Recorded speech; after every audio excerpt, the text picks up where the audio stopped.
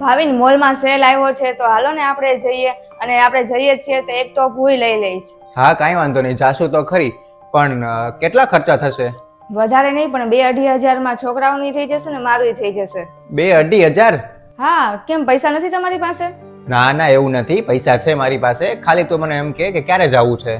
છોકરાઓ સ્કૂલેથી આવી જાય ને પછી આપણે જઈએ. હા સારું, વાંધો નહીં, જશું સાંજે. હા, ત્યાં સુધી હું રસોઈ બનાવી લઉં ને બીજું કામ પતાવી દઉં. મનીષાને મેં કહી તો દીધું છે કે પૈસા છે એમ, અને સાંજે શોપિંગમાં જશું, પણ પૈસા એટલા બધા નથી મારી પાસે. તો એક કામ કરું, હું મારા ભાઈબંધને ફોન કરી જોઉં, એની પાસેથી લઈ લઉં, પછી આવતા મહિને આપી દઈશ. એલા બટેટા લેવા જવાનું તો નીકળી ગઈ, પણ પૈસા લેવાનું જ ભૂલી ગઈ. લેતા હું ભાવિન પાસેથી. હા રાજુ, મારે એક કામ હતું કે એમાં એવું છે કે આજે સાંજે મારે શોપિંગ ઉપર જવું પડે એમ છે. મારા વાઈફ અને છોકરાઓને થોડોક સામાન લેવો છે. હવે મેં એને હા તો પાડી દીધી, પણ મારી પાસે પૈસા નથી, તો થોડાક મને ટ્રાન્સફર કરીશ? તારી પાસે હોય તો? નથી? સારું, કાંઈ વાંધો નહીં, ચાલ ને કંઈક કરું બીજું.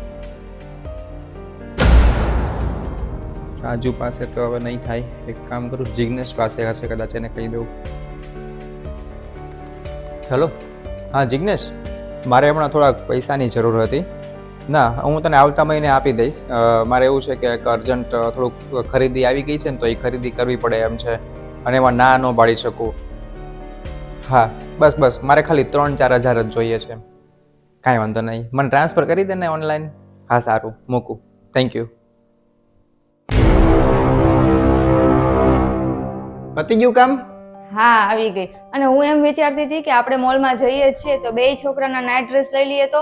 નાઇટ ડ્રેસ લેવા છે? કાંઈ વાંધો નહીં, પણ કેટલા ખર્ચા થશે?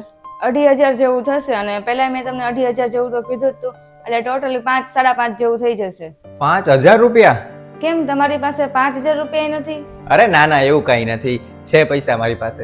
હા, તમારી પાસે તો બહુ પૈસા છે ને. 2,000 એક ફ્રેન્ડ પાસેથી માંગ્યા ને બીજા 2,000 બીજા પાસેથી તમે માંગી લેશો. અરે તમે ખોટું તો કેટલું સરળતાથી બોલો છો.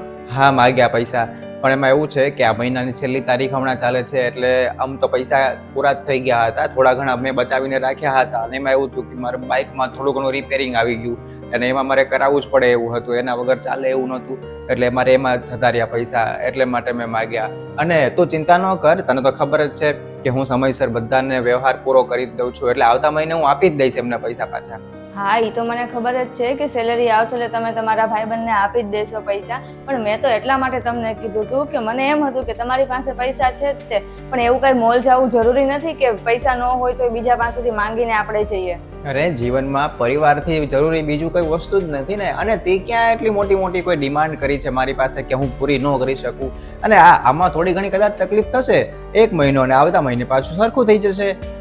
હા, આમાં થોડીક મને તકલીફ પડે, પણ મને આમાં ખુશી પણ મળે છે ને, કેમ કે પરિવારની ખુશી હોય એ જ મારી ખુશી હોય ને. અને જેમ તું બીમાર હોય ગમે તેટલી, પણ તોય તું રસોઈ બનાવે છો, બધી વ્યવસ્થા કરી દે છો ને ઘરમાં, અને બધું નાનું મોટું જે કાંઈ કામ હોય છે એ પણ પતાવે છો ને, એ કોના માટે? તું કાંઈ તારી મજબૂરી તો નથી ને, એ અમારી ખુશી માટે જ કરે છો ને. અરે પરિવારની ખુશી માટે તકલીફ છે નહીં. હા બસ, મને પણ એમ જ ખુશી મળે છે, ભલે થોડીક તકલીફ પડે પણ ખુશી તો મળે જ છે ને.